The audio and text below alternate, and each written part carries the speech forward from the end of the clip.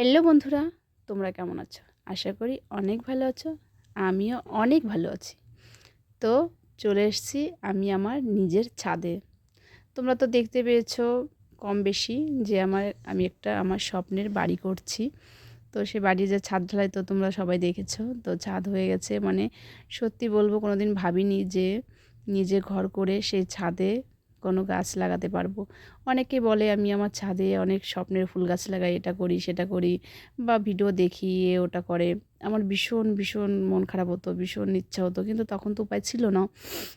কি বলবো, সত্যি বলবো, মানে বলার মতো নেই। মানে অনেক অনেক অনেক ঝড়-ঝাপটা, অনেক কষ্ট দুঃখ পার করে আমার হাসব্যান্ড অনেক কষ্ট করে এই কষ্টের টাকা দিয়ে স্বপ্নের একটা বাড়ি তৈরি করেছি। তো এখনও বাড়িটা যেহেতু কমপ্লিট হয়নি, তার জন্য তোমাদের পুরো মানে আমি দেখাইনি এখনও আমার বাড়িটা। সবে ছাদ ঢালাই হয়েছে আর মানে বাইরে প্লাস্টার চলছে। তো এত সুন্দর রৌদ্র দেখো ঝলমল, তো এই আর লোভটা সামলাতে পারলাম না যে এই ঝলমল রৌদ্রে একটু ছাদে ফুল গাছ লাগানো। এই শীত যেহেতু শেষের দিকে চলে এসছে আর আমার ছাদটা যেহেতু লেটেই হলো, তার জন্য আমি একটু ভাবলাম তাহলে এখনই লাগিয়ে দিই, তাহলে আমার ঘরে ঢুকতে ঢুকতে আস্তে আস্তে মানে আমার গাছে আরও ফুল ফুটবে, এসে তাহলে পুজো দিতে পারবো।